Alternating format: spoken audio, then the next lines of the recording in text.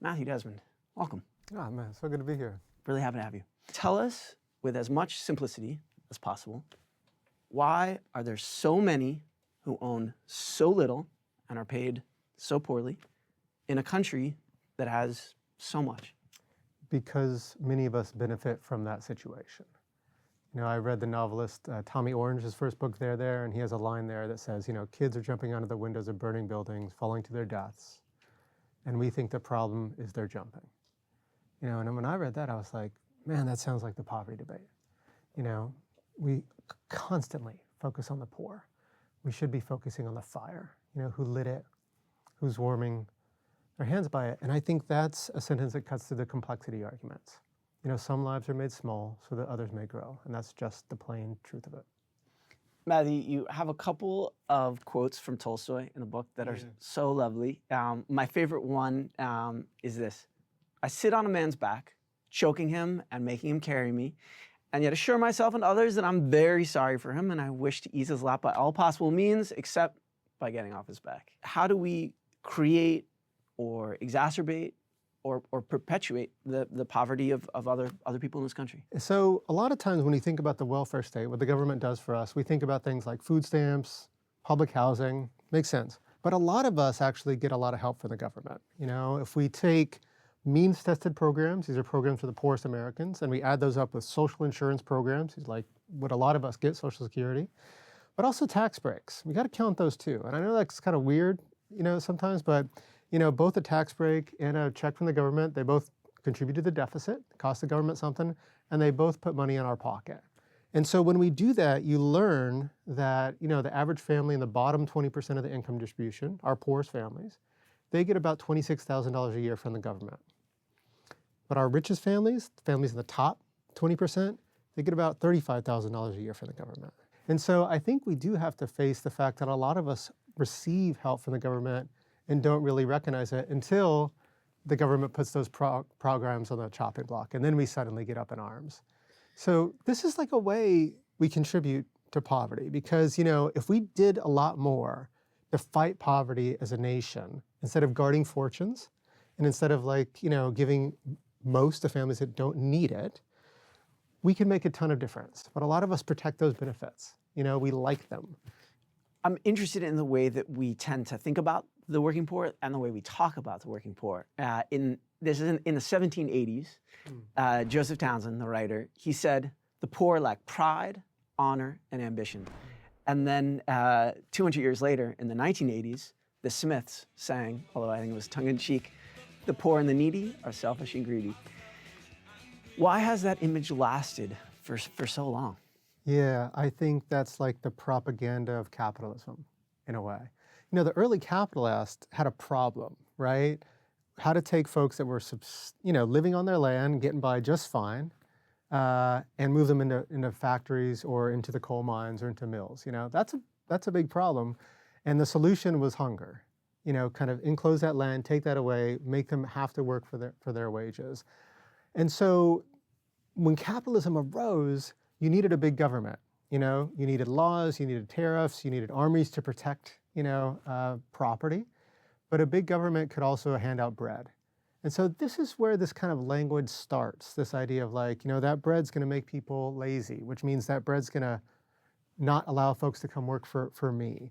And that kind of propaganda has been repeated over and over throughout the year. If we're going to end poverty in America, which is what I want to do, I want to end it.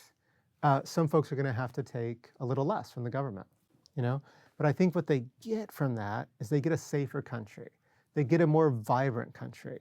They get a freer country, right? They get a country where they don't have to worry that their kid might fall all the way down the ladder into real hardship. So I think that, you know, this is not going to come without sacrifice.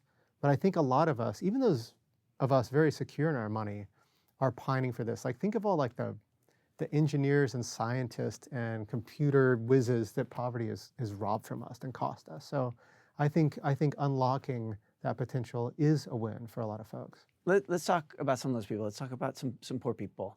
The book has real people, people whose stories are complicated and whose money runs low. There's Crystal Mayberry. Yeah. There's your friend Wu. Yeah.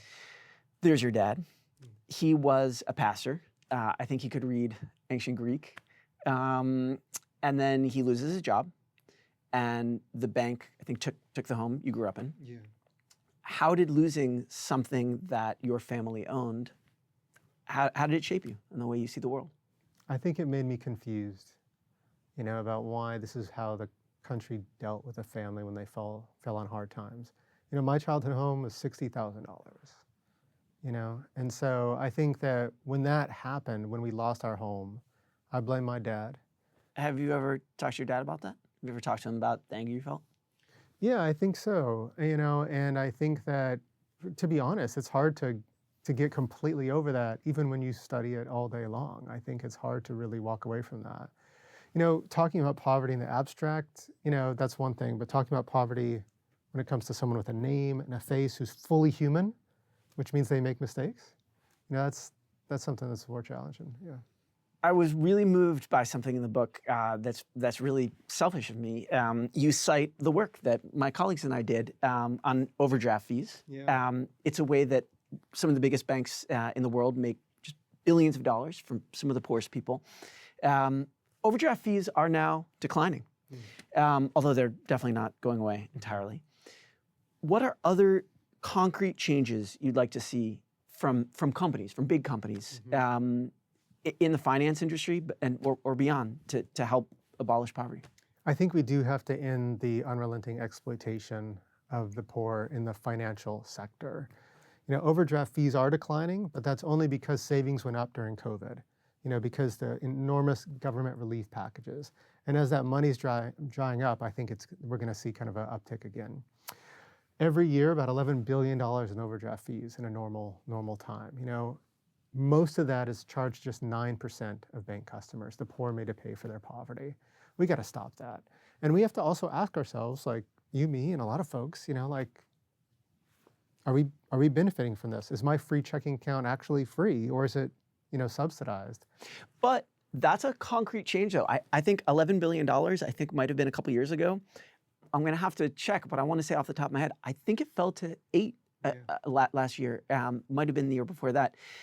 And I think it's going to keep falling. It's a rare example, I think. When I read your book, a lot of it can be disheartening. And I think of overdraft fees as like maybe a concrete reason to be optimistic, that like change actually does sometimes happen in profound ways. Well, I would love for you to be right on that, truly, truly. We saw savings go up a lot during COVID. In COVID, we had 2 years where we were a different country. Like, most people were more financially secure during the pandemic than before it.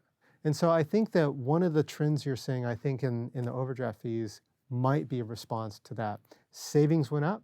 Folks started businesses during the pandemic, actually. A lot of bad indicators went down. And probably the most powerful thing for us is, we cut child poverty in half. We cut child poverty in half in 6 months. And then we just let those programs go away. Your book and exactly what you're talking about now, I mean, it did make me reconsider poverty as like kind of an existential threat that faces our country, But the climate disaster is getting worse. The whole kind of experiment of American democracy seems kind of iffy sometimes. And then to consider poverty as an existential threat to our country is scary. Besides overdraft fees, what reasons do you have to feel a sense of optimism, a sense of hope? I think the American people are done with this. They're done with our old, tired myths about poverty. I think on the ground level, neighbor to neighbor, there's a lot of folks that want more equity, less poverty. The survey data show that like most Americans think the minimum wage is too low. Most Americans think the rich aren't paying their fair share of taxes. They're right. Most Democrats and most Republicans today think that poverty is a result of unfair circumstances, not a moral failing, not something that I did. That's a sea change. So there's something happening in the American public now. And I think translating that to political action is the challenge. But what is happening on the ground level, I think, should give us hope. Before you go, on that note, when you're writing or when you're talking, I'm betting that your audience is engaged in what you're saying, and I bet that they really care about it. Are you learning to connect with people who aren't, or people who don't? And do you have ideas about how you want to try? I think one of the challenges I'm facing out, on the book tour is you'll get those sympathetic readers and they'll say, I read this book and I'm with you, but my uncle, my uncle would hate this, or it's this political party, oh my God, or I'm just so hopeless. There's like a lot of like chic nihilism, like pessimism's cool now, And I think that overcoming that is a challenge, moving past that and getting folks into action is a challenge. I think I'm trying to do everything I can to talk to audiences outside of the tin. This is something that I'm obsessed with. So I'll go anywhere with folks that disagree with me, that don't share my views, and try to access that in any way I can. Well, you'll go to lots of tables, but I'm glad you're at this one. Matthew Desmond, thank you so much for being here. No, thanks for this conversation. Really enjoyed it. Yeah, me too. Watch the Businessweek show Thursday nights, 10:30 Eastern on Bloomberg Television, or 8:30 on Bloomberg.com, or the Bloomberg app on connected TVs.